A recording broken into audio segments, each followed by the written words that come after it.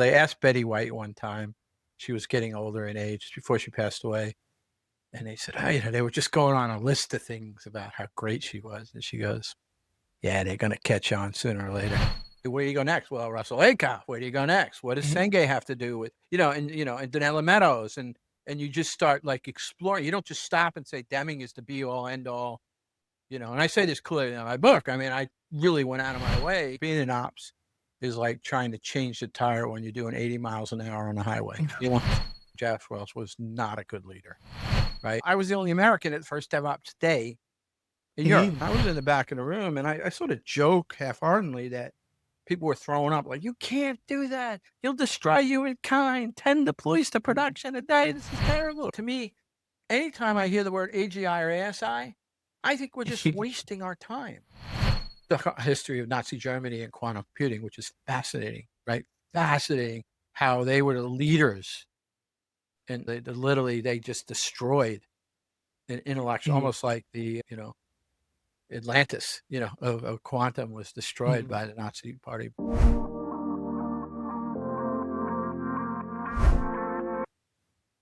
Hello, everyone. Welcome to Cyb3rSyn Labs Podcast. Today, we have a special guest who needs no introduction, but I'm still going to try and do my little part. Today's guest is John Willis, who's an accomplished author and a serial entrepreneur. And he is very well known in technology circles and specifically within DevOps circles. I've personally learned a lot from John over the years, but most importantly, he is a great personal inspiration for me when it comes to lifelong learning and epistemic humility. John, I'm super honored to have you on the podcast. Welcome. Yeah. Hey, buddy. I mean, coming from you, that's so heartfelt because, I think your phrase epistemic humility is one of my favorite, maybe all time, sort of phrases to sort of just encapsulate, we call ourselves learners, right? And yeah, we are. And that's why we attract each other, right? We find ourselves wanting to be around people who are just insatiable learners. But the epistemic humility just means that we have humility, right? We're willing to accept we don't know what we think we know at every crook and turn and every corner and every, So anyway, thank you for inviting me. Awesome. As always, John, you're just modest, and the amount of knowledge you're holding inside your brain, I wish we could draw some of that out in today's conversations and share it with our listeners. I've got to waste a little time for a joke. I always say, I always feel like we all have the imposter syndrome, right? But guys like you are just incredibly smart, right? And some of the people I deal with, and I always feel they asked Betty White one time, she was getting older in age just before she passed away. And they said, they were just going on a list of things about how great she was. And she goes, yeah, they're going to catch on sooner or later. So anyway, so let's get into it, man. Awesome. All right. So the first question I have for you is, as you know, I'm deeply involved in systems thinking. And so I think a lot of people know your professional journey, the number of startups you've created, the exits you've had, your contributions to DevOps in general. But what I am curious, though, is how has systems thinking, complexity, cybernetics, how did that weave into your professional journey over the years? Yeah, I always forget, but I'll count like how many decades, and then almost every decade was a different wave. Now it doesn't exact, right? But I started in this industry just at the turn of 1980s, right? And so I've been through these sort of many transformations, right? I won't go through them all, but I think this second to last, because I think I'm on a new one. We can talk about that near the end. But really started around 2009, 10, 8, somewhere around there. Really about the time of DevOps, right? But it was more than DevOps. It was a convergence. If you go back and I look at my career, when I was thinking about this question, I always identify myself as an ops person first. So most of my career has been around large infrastructure operations. in all sorts of capacities. Sometimes theory, a lot of times early in my career was literally having to fix outages that were costing a company, back in those days, multi-millions, today it would be billions.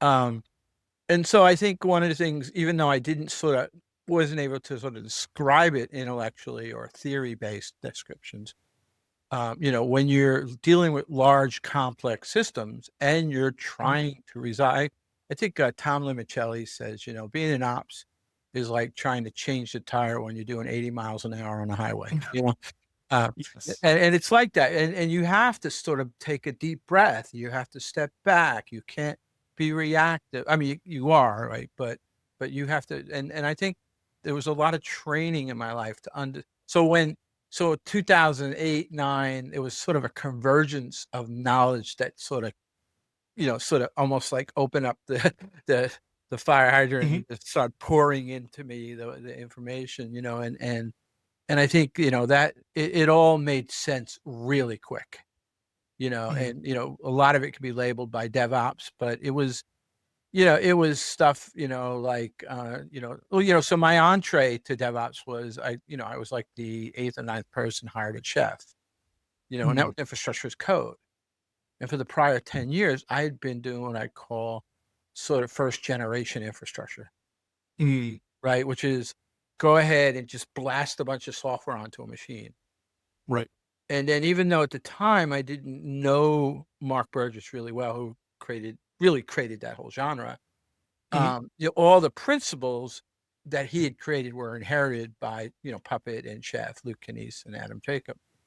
And so you started seeing the world, like to me, dealing with the way we would build servers or clients workshop things in what I call first generation was just so tedious and just error Mhm. prone. And we would build before scripts and after, and I know I'm going a little deep, but I think there's an important point here is Mark, when I first understood what ultimately Mark Burgess created, Mhm. which this idempotency and desired state and all these things that like, oh my God, like of Mhm. course that's the way we're supposed to do this. And that sort of drilled into understanding the human behavior, which with DevOps, we started exploring early on. And then I think, ultimately guys like John Allsbar, I remember distinctly reading, and I knew John. I actually sold him Chef. That's how old Mhm. we go back. Yeah, Wow. he was at Etsy, and I sold. Mhm. Me and my sales guy that I work with still to this day. Um, we sold him Chef. This is 2009, I don't know, and 2010, and but John posted. I don't remember when this was, but he posted Richard Cook's "Why Complex Systems Fail." Yes. And again, another sort of so it's easy to say it was DevOps, but it wasn't just DevOps. And then Yes. John and Richard and and then obviously Sidney Decker, John Mhm. started posting works about Decker's work. And I was just, like we're both learners, right? This stuff was just coming in. And even to this day, I still I still, only I think probably all want to just build that one poster on the wall that sort of explains where everything comes from. But that's a whole journey onto itself, right? We just keep reinforcing these ideas, and yeah, so I think that, again, starting my early career in terms of, trying to deal with massive outages that were just pressure cookers with, you know, Mhm. I don't, today, something like OpenAI or what Google runs is incredibly complex. But what Exxon was running in 1984 was equally complex. I mean, Mhm. equally complex in terms of the complexity domain, right? In fact, yeah, I mean, yeah, I'll stop there. But antiquated technology compared to today adds a whole nother domain of complexity. Yes. So I don't think the complexity bar has changed at all in my career of operational behavior. Yeah. Yeah. Anywhere humans get involved, That's right. Humans get the involved. There's socio-technical. Yeah. there's the whole bounded rationality, Herbert Simon, right? All that stuff. I mean, again, it was beautiful to learn this stuff, and I guess that's why I was just so in a position to not have to, like a lot of people early days DevOps would reject the idea. I remember famous people now who are like prominent DevOps for the first year from their introduction to DevOps. They'd fight it tooth and nail, and then finally they'd write a post like, "Oh, I get it," and I got it right away. But that's not because I'm brilliant or smart. It's just because I think all that operational background put me in a position to better understand all those concepts. Yeah. Awesome. I think as you were explaining this, like one of the quotes that came to mind, I think it was from Rory Sutherland. It talks about how, hey, your problems are already solved, except they are solved in a completely different domain. There you go. And so if we're able to bring all of these other ideas into what we're trying to do here in Silicon Valley when it comes to software development, I think that's where the magic is. And even though, I think, as you put it, even though you didn't know the names or you didn't specifically relate it, you were doing it practically. And that practical knowledge is much, much more valuable than the theory and the books you could read. One of the things I love about John Allsbar is we'll hop on a call and we'll have a 90-minute just disagreement and then just smile and give us the high fives about how awesome that was, our conversation. But I think if I had to credit anyone in the DevOps community who introduced complexity and although his was always incident-based, primarily based. But that's a great anchor. Like, that's fine. I'll take any anchor, or any life raft when I fall off the ship. But Richard Cook, he was the one that first started posting Drift into Failure blog articles. And I think that really can open the DevOps community. Even to this day, we're learning from incidents and stuff like that. But yeah, I think John probably deserves more credit for what we're talking about today. At least for me, my understanding, and then DevOps in general. Awesome. And speaking about humans getting involved, I'm always curious at the intersection of social and technical. And so from that lens, I'm curious about what is your view on fundamental human nature? Like, what I mean by that is Douglas McGregor famously put forward theory X versus theory Y. And I know, we're going to talk about dimming for sure. Dimming, obviously. The elephant in the room is just hanging out there. But then, and so what lens do you use when it comes to viewing organizations today? So again, here, I think I got lucky a little bit. And this is one you're going to grimace for a couple of seconds, but then maybe you won't agree with me. That's for sure. But I actually did a stint in the some 80 or maybe early 90s. I did a stint at GE Capital. And and I agree, Jack Welch is sort of like in the grand scheme of everything, Jack Welch was not a good leader, right? And I'm not debating that, but what I hate is the black and white description of his leadership style, right? And again, that's not system thinking, right? Like, I've got an argument with Steven Spear. I mean, we had this ongoing for 2 weeks, and I try to explain to him, like, I was there. I went to Crotonville. I took manager modeling, but the president of the organization that I worked in at GE Capital taught me more. She was a woman, which was early. You didn't see women in these positions in 1990, 91. Maybe you did, but not a whole lot.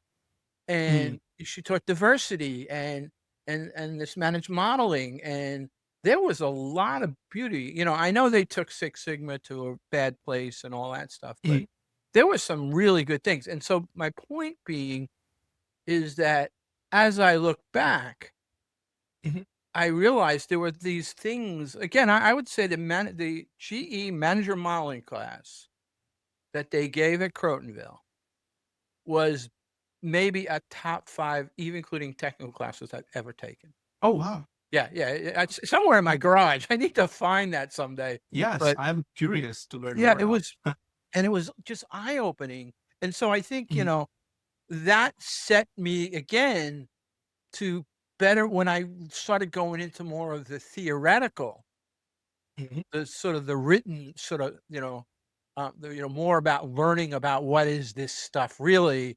I mean, they didn't talk about Deming and any of that or anything like that. They didn't quote it was really their sort of boilerplate of how to manage.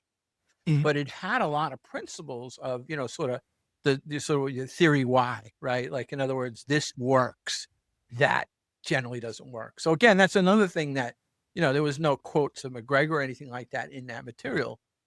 But Yeah. like they understood in the early 90s, and by that way, that material was probably created in the late 80s. Mhm. They understood the difference between, theory X and theory Y, right? So, so again, that was, and then how diversity is a brilliant part of opening up systems thinking, right? Right. Like, Yeah. so, Yes. getting more answers from more questions from people More with different perspectives. perspectives. Yeah, that's right. That's right. Yep. Yeah. So yeah, and then, and then again, that sort of convergence that happened for me around 2008, 9 or 10, and it sort of carried forward, of course, but, as I just kept getting introduced to, and then of course, like we said, the elephant in the room is sort of Deming sort of crystallized, Mhm. most of that. And then actually it's interesting. It's sort of like an hourglass, right? I had all this sort of like, um, sort of executional knowledge and just got lucky by a couple of different places I had been. Then I get into this sort of hourglass of hearing about Dr. Deming, and then opens up to, like, I'm not just going to sit there. One thing I dislike a little bit about the Deming community, although I love Mhm. that they've embraced my book almost universally Mhm. positive, which is that was one I didn't have on the bingo card.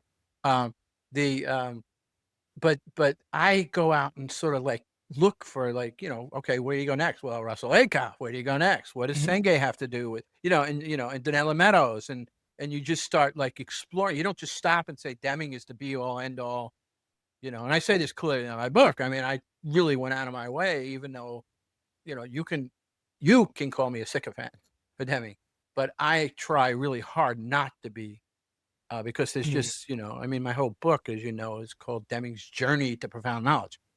It doesn't imply that he created that. It was a journey to sort of crystallize what all that meant and why it meant. Right. Awesome.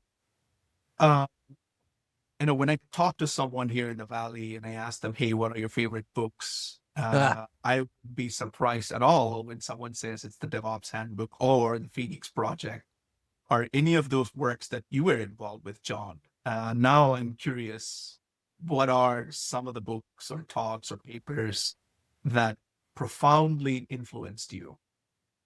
yeah, I mean, I guess the number one book, because this is sort of in my sort of the my even it, sort of, yeah, I don't know if I got this in the DevOps Handbook, but definitely in the Deming's Journey to Profound Knowledge, which is the Deming book.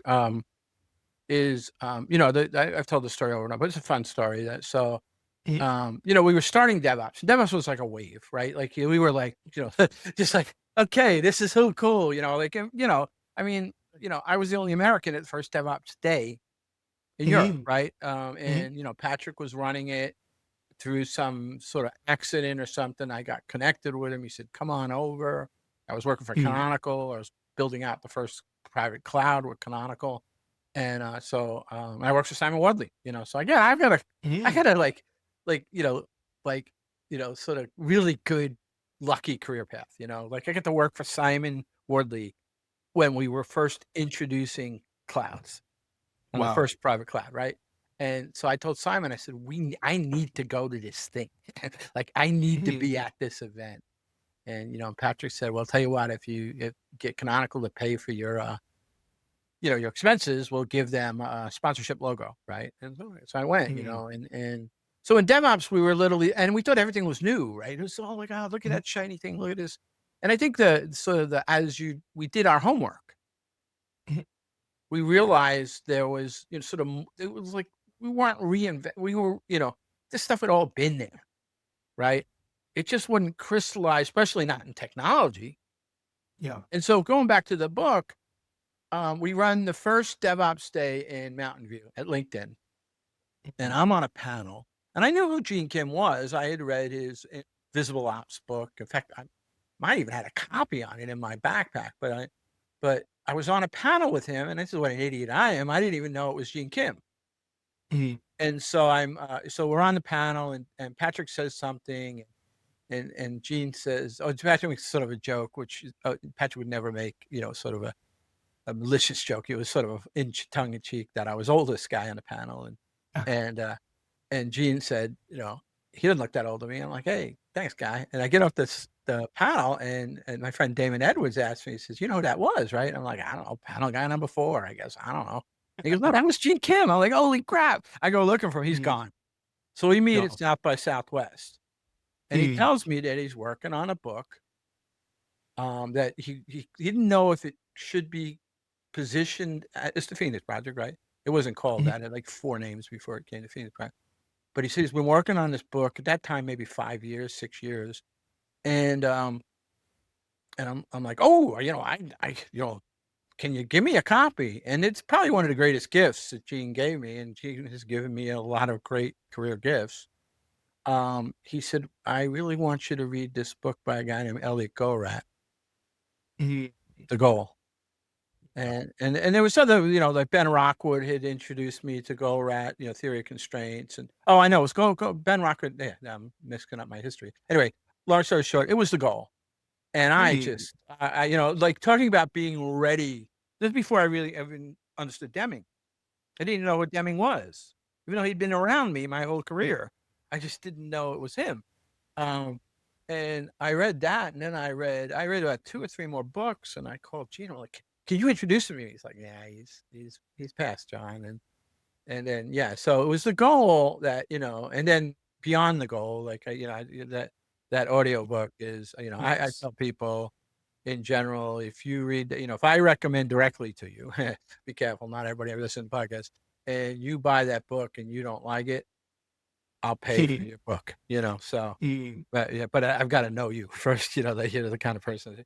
Yeah. I mean, that book sort of like, and then obviously that's the book that gave me entree to Deming. And then I realized there was, no disrespect for Goldratt, but Deming just opened up way more, opened the aperture of my knowledge. Yeah. Awesome. I kind of guessed it was going to be The Goal. Funny. When I asked the question, that's funny. And it is curious because Goldratt himself, profoundly said, look, I know my customers, and not many of these executives actually read books. And even if they read, they only read novels. And so I should write a business book as a novel.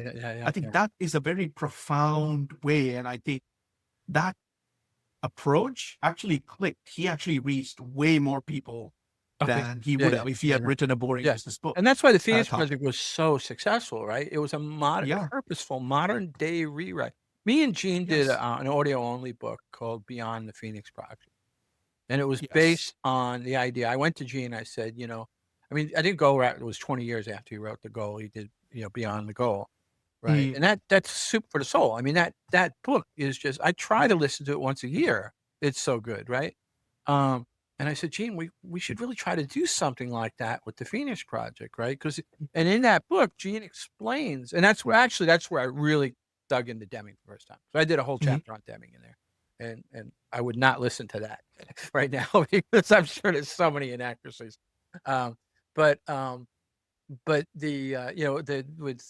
Gene explains how there was the core kind of conflict in The Goal happened at page, I forget, I'll just make up a number, but at 176 was where the core conflict was defined. They literally set out to build that core conflict to almost hit the same page number in the Phoenix Project. I mean, it was a work in study. It was an homage, but it was also, we're going to, and then as for people who read the Phoenix Project, the enclaves became, a system programmer, the automated robots became a Java stack, right? So, yeah. Interesting. I think we could probably do another podcast session just linking all these little Easter eggs behind the making. Awesome. Let's dive into DevOps. You co-authored DevOps Handbook. Take us back to that era. Obviously you have this, it's all kicking around inside your brain that, hey, we need to pull this together as a solution. We need to present this to the world, concretize this. But step back a little bit and talk to us about what was the diagnosis? how did we get to where we were in technology at that point? What were the dominant paradigms of Yeah. problems that you were diagnosing at that time? My dear friend Andrew Clay Schaefer, who's been another incredible mentor, incredible friendship. I talk about these like decades of. It's kind of funny. Some of the people I've met in this last 2 decades have become like so endearing to me. But Andrew, so there was the sort of John Allsbar, Paul, why am I forgetting his name? But I'll just say John Allsbar. They were at Flickr. It was 10 deploys a day at Flickr at the O'Reilly conference, Velocity. And I was there, and that was recorded, and that became sort of the milestone. Like, I sort of joked that people were in, and I sort of knew what John was up to because I had sold him we were selling him Chef at Etsy. So, I knew some of the background of what was going on here. And I was also following Eric Ries through Damon Edwards, who, ultimately he was Lessons Learned, his blog, and he was just manifesting this idea. What originally was sort of the core principles of DevOps, which is fast flow, delivering, but John's presentation, I was in the back of the room and I sort of joke half-heartedly that people were throwing up like, you can't do that. You'll destroy humankind. 10 deploys to production a day. This is terrible, right? But at that same conference, Andrew gave a presentation called Agile Infrastructure. And in it, he had a slide that's probably, either the second or third most used slide in every DevOps presentation, which was they called the wall of confusion, which was ops person on this side, a brick wall, and a dev person, a stick person on the right side, right? And then the idea was to crush that wall. So, and to me, that was the best sort of description of what we were trying to do. We were trying to de-silo. Not just Dev and Ops, but de-silo an organization. That, again, it took me a little longer to realize that's systems thinking at its core. But that's what it was. It was really trying to sort of break down the sort of character silo was Dev and Ops. And I lived that life. Another thing, just, live that life of, developer just sort of throwing it over the wall, ops catching and going, hey, this doesn't work, take it back. And, so that was, that really, I think that was the sort of that driving principle. And then I think it was Damien who did the aha to ka-ching, which is the idea to the cash register and all that sort of flow. But I would say that we were not heavily theory based. Now we did when the DevOps Handbook. So here's the story of DevOps Handbook.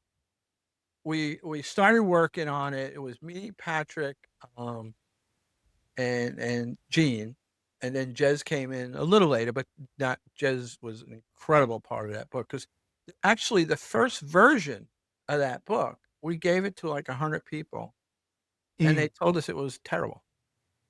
It was better than your friends who are brutally honest with you. Yeah, it was terrible because we didn't really have any stories. Meanwhile, Gene and loosely Damon and I, but the three of us and some other people were running the DevOps Enterprise Summit, which has now been changed, but the name has changed. But early days, and so as we went back to do the rewrite, and then Jez came on board, and we had all these stories from all these presentations. Courtney Kisser and Ross Clanton at Target, right? Not Courtney Kisser, Heather McMillan and Ross Clanton or Heather McMillan at Nordstrom, and we just, and then if you look at that book, it's all case studies. And then one other thing that Patrick did, and Gene gets all the sort of credit for it, which is fine. Gene deserves an incredible amount of credit because he can open the enterprise for DevOps. Without Gene, we don't. DevOps is still about 5 or 6 years behind in the enterprise, maybe 10. But it was Patrick who came up with the 3 ways. And the 3 ways were, left to right to left, and then really what again, didn't know it at the time, which was a cybernetic feedback loop. Right? Like we didn't call it that at the time, but it was sort of flow, it was feedback, and it was a cybernetic. The third way was And so that was sort of the principle. I wanted to build the book based on those 3 ways. I got overruled. But, Mm, but again, like, I think that was the important thing about Beyond the Phoenix Project, which was we knew a lot more mm, about what we didn't invent in DevOps by the mm, time we sat down and tried to do Beyond the Phoenix Project, because at that point we understood, we talked about lean, and we talked about sort of some of the classic lean, lead time and development, all those sort of, but it wasn't until we really started understanding the nature of, like, the theory of lean and where it came from. And mm, and again, that's where I started getting more into. At that point, Deming can't open, like, Toyota Production Systems to me and all that stuff. So I don't think we interesting. had much of that other than sort of buzzword. Again, DevOps Handbook today is still, I would say, the canonical source for understanding Mm, DevOps as we stand in 2026. yes. But I think if we use the word and Encore, we didn't understand it principally. Mm, okay.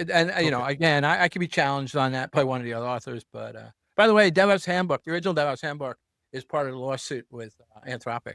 So somewhere in there, I'm Oh, owed really? some money. Yeah, yeah. I got a notification. So Interesting. even if I only make Interesting. like 750, I don't know. They settled it for like 3,000. There's 4 authors. So Yeah. I really don't know. But the biggest part of it is now I can brag about it. Yeah. I actually co-authored 2 books on cybersecurity. Like, it's the best known cure for insomnia. Yeah. I'm told my co-author Mark was telling me how I think we got a notification Yeah. from our agents that our books were also involved in that lawsuit. So I don't know what happened after that. Yeah, I'm yeah. still There's actually a form you can fill out, and I don't know. It's a whole bunch of stuff, but it's still, I think, a yeah. moving target. But anyway, it's uh, cool to now yeah. brag about that. So Yeah. So let me go back. So if I were to get the timelines right, so Deming's ideas did not influence the DevOps handbook at that point, not really, correct? not really. Okay. Yeah, But yeah. but I am a big fan.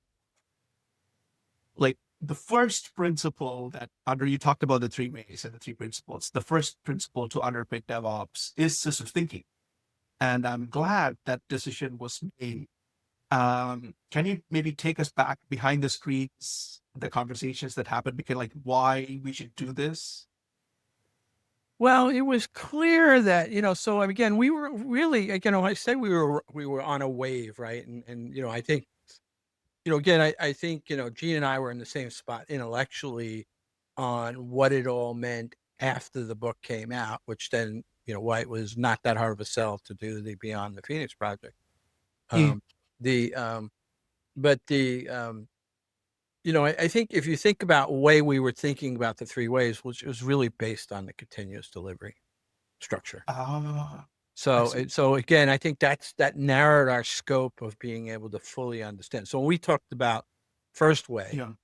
like today you may hear it in more grandiose, and that's good, right? But like when we were thinking about it, at least I was thinking as part of the collective I believed I was part of. Um, we were thinking about how do you get this sort of like aha to ka-ching? Mary Poppendick would say, how long does it take to get one line of code to the system, right? One of my favorite quotes. So that was sort of the first way. The second way was there was original um, Jez Humble and Chris Reed and Dan North, I think the 3 of them gave a presentation at like Agile 2006, where it's another one of those canonical slides where it's green, green, red, green, green, green, red. In other words, go back, go back. In other words, you put in all the gates, you put in the correct. So that was the second way. It was like the break the build idea, right? In other words, the feedback loops. And then, and then the third way, which really should have been like we were like reaching for, and had we read, like, again, I don't know if anybody else in the team read like Senge or Akoff at that point. Don't think they did, but I don't know for certain. We would have crystallized it more around, sort of those principles. But I think we did believe there was sort of, and again, we still weren't, talking about cybernetics or anything like that at that point. But it was sort of our sort of initial understanding of how the deployment cycle looked was emerging into, and there was a sense of a sort of circular feedback loop. And just by the way, sort of, after the first DevOps day, Damon Edwards and I did a podcast. We did a DevOps Cafe podcast for a number of years. And it's actually not dead. We just haven't done one in 3 or 4 years. But we came up with the acronym, which has been heavily used, and CAMS, Culture, Automation, Measurement, and Sharing. And a few years later, when I understood things, I actually wrote an article and did a presentation. That was the cybernetic feedback loop. Culture, automation, measurement, and sharing was the sort of the anchor to the loop, the feedback loop. So interesting. I think I can kind of see that evolution from, you learn from experience and take these ideas and write something. It becomes like a best practice. And then over a period of time, you evolved into, mere best practice alone is not enough. What we need is theory-based practice. And we need to look between theory and practice. It's only then that the understanding becomes more profound. I think we're still terrible at that in our industry. Yeah. Yes, absolutely. Yeah. No, absolutely. I knew you agreed with me. I just wanted to be careful. But no, I think we're. If there's one thing that I can be proud about all of my guests on the podcast is they take their theory seriously. They love their theory. They like to geek up about the fundamental ideas that shape our human behavior and how technology evolves and whatnot. And so it's incredible to see, I think the more we talk about it, the more people understand that what I'm really more bummed about is best practices just become, tell me what I need to copy. Tell me what works so that I can copy it. Whether or not it's going to work for my context, for my company, for my people is, goes out the window. That was sort of goal rationale for writing the goal. I think, at least I think I read where he just felt that back in the early sort of, automation manufacturing systems, they were just cargo culting everything. Right. And, and they weren't learning. I think that was one of the early reads I read about his sort of complaint of, I guess it wasn't beyond the goal. It wasn't beyond the goals where he describes that. So. Yeah. No, I think, that's where, again, if we get into Deming, right, then, it was when I really started to try to understand the system of profound knowledge. And that's what really can open epistemology to me, right, which was the first, and I actually like to put them in order. I know people sort of say they're all sort of in sync, but, theory and knowledge, because what I do in the book is I put them in order. And I say that sort of theory of knowledge, which is the first sort of element of system profound knowledge, is how do we know what we think we know?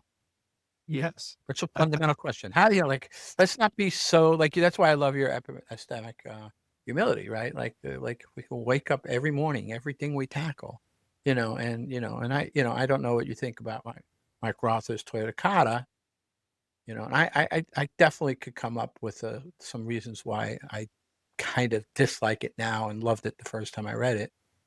But he really pounced on this idea of, scientific method and scientific thinking and how it was core to Toyota. And, I know I have plenty of evidence now that Deming was core to a lot of those principles at Toyota, to, Denso and Ishikawa. Anyway, but yeah, I mean that, and again, the other principles, which is the variation, which is, how do we sort of understand what we now think we know, right? And then the psychology, and then, I once called the fourth discipline and got hammered by a bunch of Deming people, but I get that they all work in conjunction, but so does Senge is fifth, 5 disciplines, right? So, but yeah, the Deming crowd didn't like the fourth discipline, so. Interesting. Yeah. Interesting. Just looking back, now that you have the benefit of the hindsight, would you have changed any of the early messaging of DevOps? Because it's so much profound. It's not merely breaking down the silo between the dev and the ops. And many people, even if you talk today, they just understand it. But would you have changed anything? I think if we could, so this is a great question. I think it wouldn't have turned out as successful it is had, at least for me, if I understood the principles, because I might have sort of, pontificated a little bit more, been a little bit like, again, the theory is great, but like you said earlier, you got to have this sort of the balance. And if we tip too far, it was all about experience. That's why I call it the wave. And the beauty of that experience was things were clicking for people. Mhm. I mean, probably one of the greatest modern, electronic commerce periods goes from about 2005 to 2000 and, barring where we're in now, which is now a leap beyond that. But like, if you think about, like, I remember some of the early implementations that they couldn't have built infrastructure as fast there without Chef or Puppet, right? They just couldn't have. They couldn't have built, right? So that, that whole, and the delivery mechanism of software, what Eric Ries was laying down, what ultimately, became his sort of cottage industry. But yeah, so, but I think we had to have that.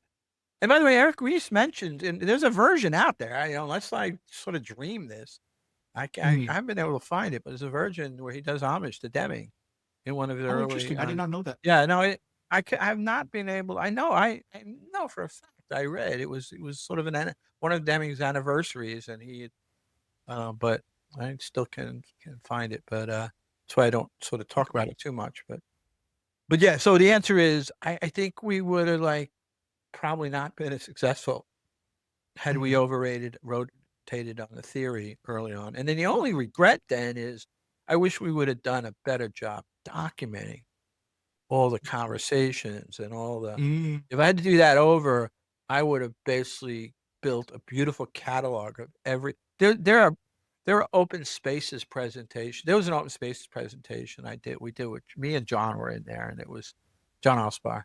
And it was, when is it ever okay to fire an employee? Mhm. And there was Wow. 50 people in the room.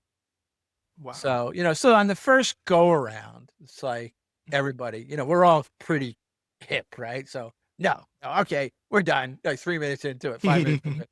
And I'm like, tea time. What if the same employee makes the same mistake second time? Now the room is split about 50-50, right? Mm. And then, John's holding hard. Nope, never, never, never. Like, so now we're like 15 minutes into it. Should have been like a 45-minute. And I said, all right, we're not done yet. What if the same employee makes the same error 3 times? Now it's just Mm. John and one other person. And he Mm. held strong to it.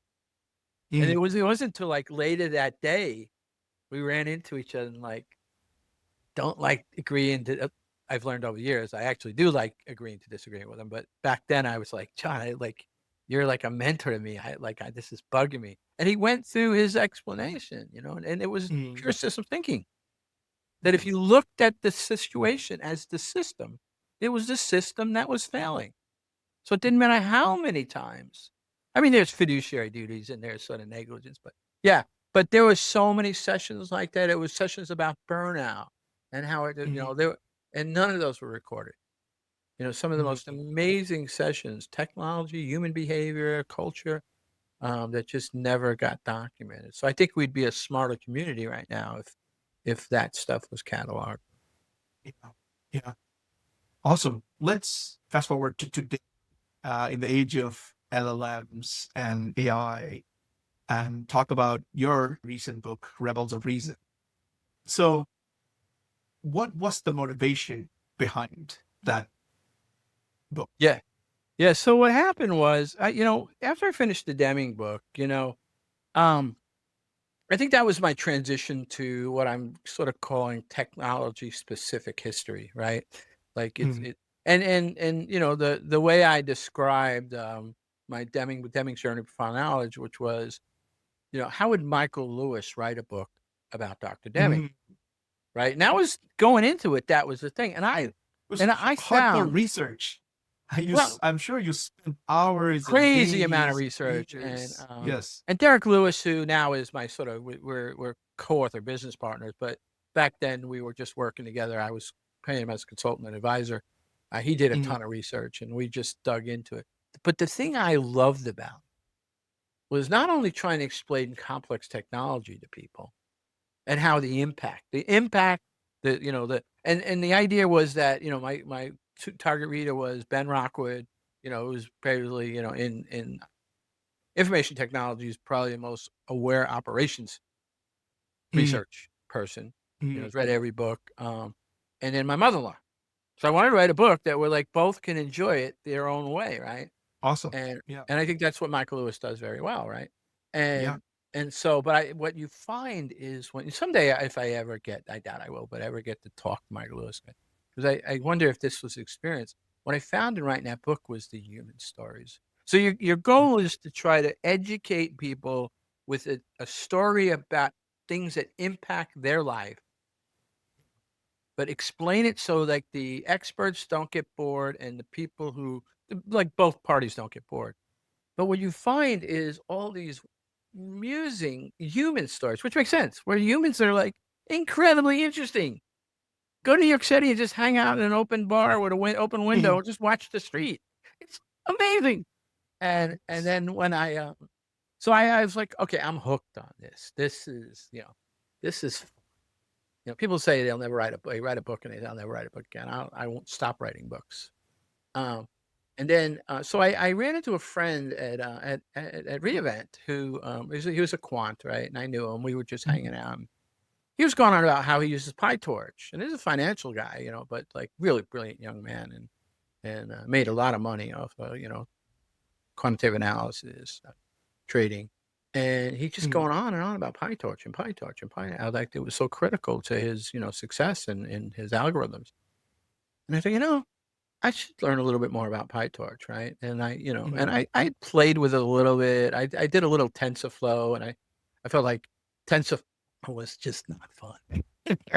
Mhm. Just that you're like, there's a lot of other things I can do after I do my day job, after I hang out with my kids, and then go up to my office. And TensorFlow was not one of them, Yeah. So, but I figured, let me look. And what I found was the human story about the guy who sort of really propagated PyTorch Mhm. was just fascinating. So I thought, okay, I got another book. This is gonna be great. Okay. And then I realized as I started looking into the history of AI, I just started hearing, Hinton and Hassabas, Mhm. and I realized, oh my God, there's just an amazing, and it was a little departure because I like the Deming style of like talking about a lot of different characters, but there's one main character through the book. And this one I had to sort of re-engineer a way to tell, probably 30 different people in the book, but the human stories. And again, I think I did a really good job in fact, I know by the two sort of subject matter experts that are target readers that I use, if they're telling me the truth, and I use them because I think they do tell me the truth, they both got a lot of value out of the book in their own way. Awesome. My mother-in-law. Awesome. And so, so that you get to sort of understand the goal was to say, ChatGPT didn't just happen on a single day in 2022. Yes. It'd been 100 years in the works, even Mhm. longer. But like if we start with neural networks, we can go back to 1847. And I really tried to explore this incredible history. And again, each one had, I mean, there's, for if a teaser for anybody who hadn't read the book is, I've got a story about one of the guys who wrote the first neural network. He's a real life Goodwill Hunting. Mhm. Was a homeless kid who got adopted by Norbert Wiener, like literally wound up working as a protege for Norbert Wiener. Didn't even finish Mhm. high school. Mhm. Said Bertrand Russell when he was literally hiding out in the library because some gang kids were going to kill him. Probably he reads Bertrand Russell's like whatever 10-volume, Principal Mathematica or whatever, and he sends a letter to Bertrand Russell, um, correcting him. And Bertrand Russell Mhm. thinks he's talking to a PhD student. He invites him, to Cambridge, and he's like, he doesn't realize he's talking to a 12, 13-year-old kid. Yeah. Wow. Yeah, I mean, so I've got, like, that's the best story in the book, but I got a lot of these great human stories, and I love that. I just love that telling history, but, and I did it in the Deming book. You read the Deming book, right? So there's just a lot of beautiful, like the kiss, the famous, World War II, the sailor who grabs the nurse and kisses her. I got a whole story about that, like who she Yeah. was and why that was important. And I tie it to the sort of the aperture of SLPK. Like, how do you take the perfect picture? You have to use 4 elements, so Yeah. yeah. Yeah. I think it's the human stories that deeply move us. And I think one thing that I found in the Rebels of Reason is, I'm not a historian myself. I deeply adore folks like you who go and do all of the research, but I am again interested in that intersection of human behavior and technological breakthroughs.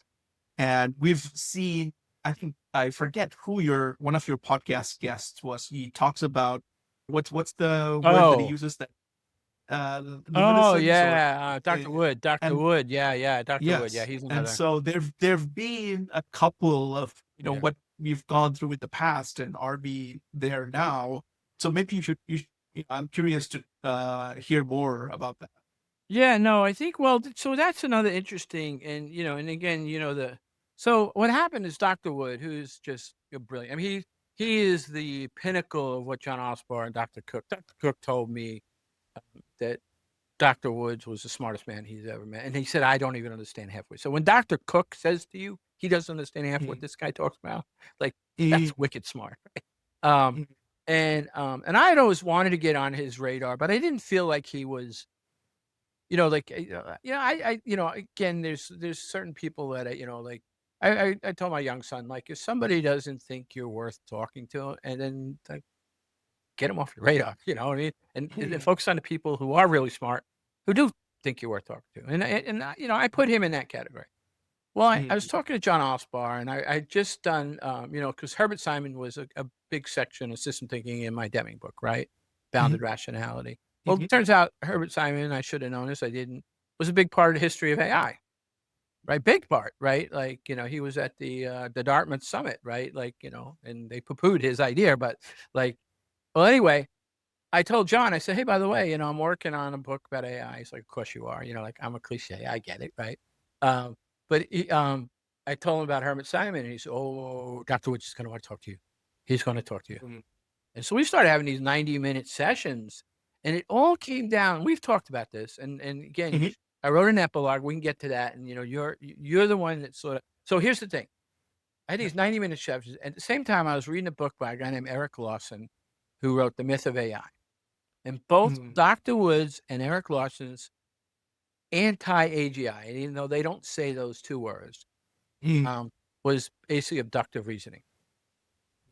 And that was the core of so you got your inductive, your deductive, inductive, and their argument is loosely based. Again, if you listen to the podcast with me and Dr. Woods, and actually Jay Bloom as well. mm, It is based on the abductive reasoning, and I call it like the Columbo effect. Columbo can walk into a murder mystery and sort of like mm, mix between abductive and deductive and say, I think it's that guy. And it's part of mm, his heuristic of doing it for so long. It's part of this human complexity, and it's part that he had mud on his shoes, and he was the only one that could attract from the barn house where the person was killed, right? Like, it's that sort of mm, combination. And so that was good. And then I think the whole reason Dr. Woods wanted to talk to me is I don't, again, I'll say this, I doubt he'll listen to this podcast, and he was incredibly respectful, and maybe I underestimated what he thought about me, but I did think that he thought I was serious enough person that if I got the history of AI wrong, mm, it would hurt mm. epistemology in general, right? Like, I'm not Yeah, saying. yeah, yeah, Um, yeah. and so what he asked me is, can I ask you a favor? Can Mm, you at least include this in your sort of book, like some sort of like this area? And I struggled mm, mightily to come up with I decided it had to be in the epilogue. mm, Because I didn't want to have, one of the things I didn't want to have is I didn't want anybody reading my book to feel like I was, yeah, AI is great. This is, like, I didn't want to be another get rich on ChatGPT book, right? Or even be perceived that way, right? It was going to be pure history, right? yes. Take it or leave it. But I knew I did promise him, and I thought it was an interesting thing to debate, and I just couldn't figure out how I was going to stick the landing, as they say. Mm, And it was you, and you're quoted in the epistemology, which is, the quote that I use, which we talked about, which starts the discussion about the philosophy of AI, is you can't do the philosophy of science. You can't do science without the philosophy of science. you Therefore, can, but you're going to screw yeah, up. all right, right. Well, somehow the way we think the answer is the word is can't, but Yeah. you can't do AI without a philosophy. Yeah, and boy, man, that just opened up a whole. God, you're like, how do I do this? And I do this. And then I started writing and writing and writing. And I thought, well, this can't be an epilogue, And then I don't know what happened, but I thought about that movie Arrival. Mm. And The Alien so, movie. yeah. And there was a couple of parts of that movie that were just so interesting. You can't even like hear it. You have to like play rewind. And if you allow me just for a couple more minutes, Sure. So what happens is, right, these hepapods land, they don't know, all they're hearing words that the only thing they can translate is war, right? And so they go to this doctor, and she's like the foremost linguistics or sort of person in the planet. And they ask her, hey, can you help us figure out like how to communicate with these guys? And then she says, yeah, but I'm gonna have to meet them. And they're like, absolutely, absolutely not. And then he storms off and she says, are you going to basically who's going to be second on the list, some guy, right? And then you can't even hear it. I had to replay it back about 4 or 5 times to hear it. And then there was a whole Reddit thread on this. This was awesome. But it was about the idea that, basically she said, ask him what the Swahili word is for war. And so he comes back the next day in helicopter. It's like, come on, let's go. And she asks him again, and you can hardly hear the answer, if I remember right. And it's 2 cows or more cows or something like that. And so the point is, and the point I built on that, and I used some of the Deming in there too, is that the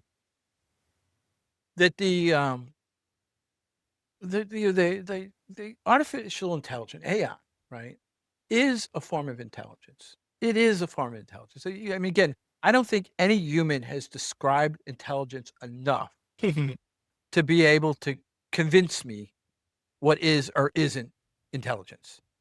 So therefore, based on its behavior and patterns, it is intelligence. And this is a quote my sort of co-author, Derek came up with, is that, for 100 years, we've been trying to make a machine that thinks. We just didn't realize we'd make a machine that doesn't think like us. And so that was what the doctor in Arrival figured out. And what she didn't do is go start asking him like, all right, let me give you this calculus question. How well can you ride a bike? Like she didn't approach it from that way. And I think we waste so much oxygen trying to do these benchmarks of, and even to me, anytime I hear the word AGI or ASI, I think we're just wasting our time.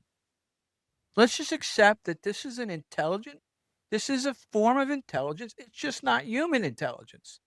And then what we can do then is we can put it in its place and accept its power. Yeah. And what it can accomplish and it's almost like we went back and, and started debating the dangers of the calculator. Right? Like, what a waste of time that would have been. And thank God, well, we did actually little. There's been an ad I've seen circulate where in 1960s or something, a bunch of professors put out an ad about the dangers of the calculator, and or even the printed book. Printed book. Yeah, of course. Oh my God. What level of like insanity and danger and, the humankind can't exist if you put words and you don't have words being spoken to each other. So I think that's pretty much the epilogue. And I think you can open.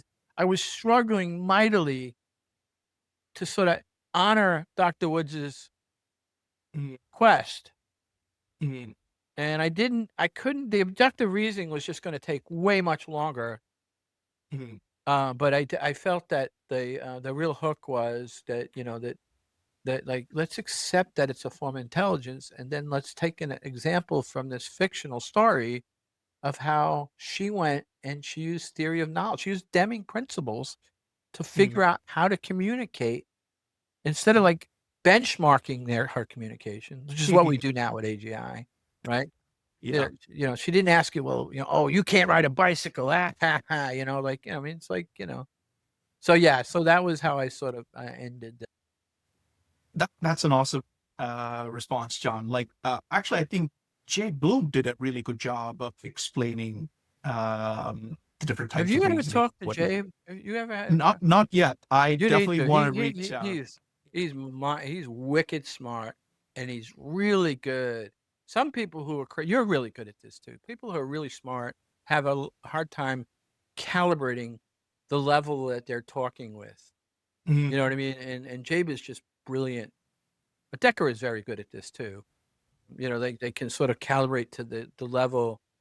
And then the other thing he is the pure definition of epistemic humility in that if he disagrees you'll always see he'll the first thing he'll say is, why do you think that way? Yeah. But he doesn't like, you're wrong. They're like, oh no, John, let me tell you how it really works. And like Yeah. the reason is there is a potential, and he understands the potential, even though he's got a PhD and he's like Decker, like they can quote like this broad scope of knowledge on a snap of a finger. But their humility says, hey, I could be wrong too. Yes. Yes. I think it's always that, you talked about um, the imposter syndrome when we started the podcast, but Yeah. it's always that feeling that there is some perspective that there is some life experience that you've had, which is why you say that, even though I may disagree with it. Sure. And for me is to ask that why, to seek out that perspective, to learn that so that I can unlearn my hardcore position on that. And I think people who are really good at that ask more, why do you say that, John? Trying to understand where you're coming from. And yeah, no, because I mean, there's I always say, especially when you talk about like complex systems and talking about like it is never 42, right? Mhm. It's 41.9999999. It's it's or 39, 31 or 42.05678, whatever, in other words, like we know this, right? The one thing is, this is where you get into sort of, I think quantum becomes incredibly fascinating, but which by the way is the book I'm working Oh, on. really? Yeah, history. Interesting. It's very much like Rebels of Reason. In fact, right now the prototype name, which I think I'm going to stick, which is um, the Rebels of Uncertainty. Okay.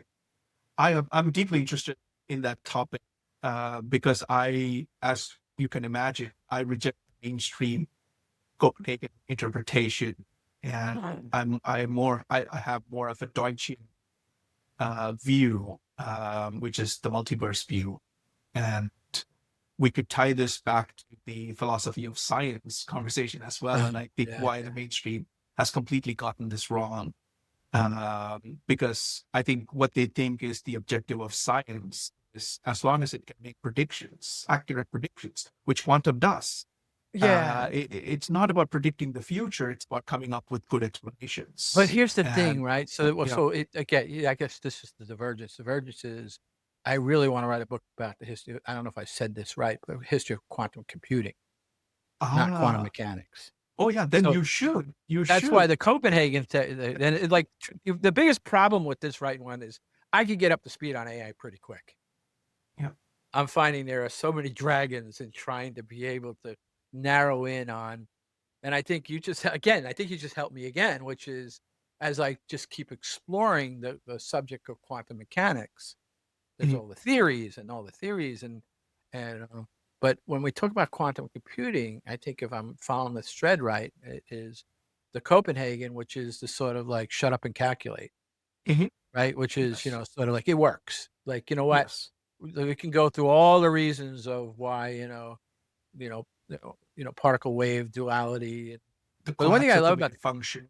and all that, and even that's pretty intense, right? And then this is a higher level challenge, but I'm up for the challenge, which is how do I explain this to my mother-in-law, right? I got away with it. I explained Schrodinger's cat, and my mother-in-law understood it in the Deming book, right? But this is a whole nother leap, right? And because the thing as now is in the Copenhagen especially, this is the one that blows my mind, right? Like, and it may actually stop me from finishing this book because it just, I don't know if I got enough years of my life to get comfortable to tell this story the way it needs to be told. But the Copenhagen version, if I'm correct, is that it's not whether the cat is dead or alive. the cat didn't exist until you opened the box. Hmm. And Interesting. that's one explanation I've heard, is that it is reality. Consciousness Hmm. creates the reality. Oh yes, I think the observer effect, as they Yeah. call it, right? Anyway, The so observer. Yeah. but that blows. That it isn't just the tree falls. It's the tree falls in the woods. The tree never fell. Mhm. If you didn't hear it, so anyway, yeah. Anyway, so the idea is to focus in, but literally the human stories between the debates and the guys that went there. Einstein goes to his grave frustrated. There are people that are like curse the fact that they even tried to study quantum mechanics on their deathbed, and Mhm. the interactions between Schrodinger and Heisenberg is a sort of novel into himself, right? And yeah, there's just so much there on a human capacity, but I want to slide that neatly into where we might be in 5 years with the sort of shut up and calculate version of quantum. And I think when you approach this from a quantum computing perspective, the father of quantum computing, David Deutsch, uh, is not in the Copenhagen interpretation camp. He's an Everettian multiverse interpretation. And when Google, I think it was last year or the year before, they announced their new breakthrough, they actually quoted David Deutsch. Oh, really? And Okay. the short algorithm about how these calculations are happening, because you probably need, if you were to use all of the atoms in this universe to build computers, it would still take so much more time before the end of the universe by which you get these calculations when you do it in the quantum realm. And so I think that is really an Everettian interpretation. Yeah, yeah. I've still got a lot of my homework, but I think the reason I'm sort of gravitating between the quantum, which is the calculations work, and Mhm. therefore, like Shor's algorithm, right? Like that sort of works, right? Yeah. And or these, what the early sort of quantum mechanics and physicists knew is the ones that sort of sided more on the Copenhagen was like we could spend the rest of our lives or multi-lives trying to figure out why this works, but the math works. And so quantum computing, the math works. Mhm. Why it works still really hasn't been resolved. Yes. Yes. You That's can still, the thing is, you come up with an elegant mathematical equation that solves for a particular problem you're trying to solve. Like, for example, when you want to catch a ball, a baseball ball, a human, the way we do it is fundamentally different. We're not running those equations of here's the starting point, here's the force with which, here's the weight of the ball, and here's the trajectory. Like, we're not doing all of those calculations at all. right. You can, so to describe the universe as it is, we can come up with mathematics. After all, mathematics is a product of our mind that we're using to explain the universe, Right. but the universe doesn't Yeah, have yeah, to yeah, yeah. necessarily No, that's another correspond important. to it. That's another important point. I think we've had this conversation before. Mark Burgess said something profound to me, and he said many profound things. But one of the things that, and by the way, he wrote the forward of my Rebels of Reason. Um, but he talked about like how, and I hope I get this right if I remember right. But like, if you think about the boundary of what we understand, it's sort of based originally on our emotions. Mhm. Forward, backwards, left, right, up, down. And so we built this whole cadre of communication Mhm. around, which is just such a small t microscopic representation of what really happens around us. I mean, if Yeah. 90% around us is dark matter, we can't even explain what it is. Yeah. And so but that's fine, all right? We've done pretty well, right? We go to the moon, we do all this stuff, right? But it's sort of like a shut up and calculate when you think about it, right?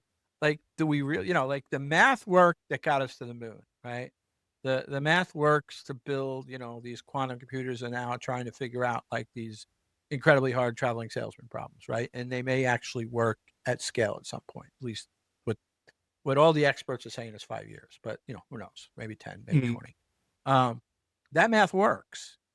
Do we ever really know, why, a beam of light literally goes this way when it's got these set of mirrors versus that mirror? Like, we don't really know. We just know it does, right? And that can be easily encapsulated by the fact that, we've, since the, I don't know how many years humans have been speaking or communicating or, fully, having like language. In fact, I just got a great, I know we're going over, but I had a great conversation with, he said a book I got to go look up called The Proto.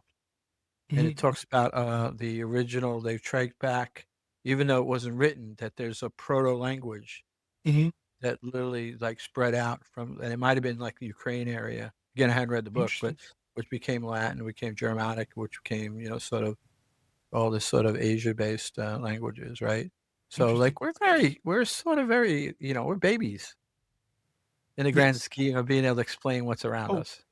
Absolutely. If you were to compress the entire timeline of the 14 billion, years of timeline into a single day, humans don't arrive until 11:59. That's funny. That's great. In the night.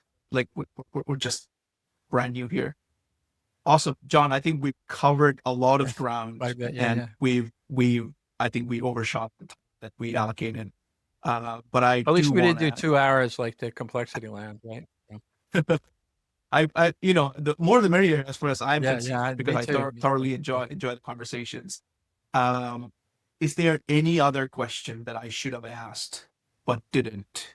Any takeaway messages, or anything cool that you're cooking up in the kitchen? No, it's the quantum, and I think I'm going to try to get this out before I'm speaking at DevOps Days LA in March, and I don't know if I can get a pamphlet version, but another thing I'm getting sidetracked on my quantum book is I'm coming up with these really clever ideas, like what was the quantum, what's the history of Nazi Germany and quantum computing, which is fascinating, right? Fascinating how they were the leaders.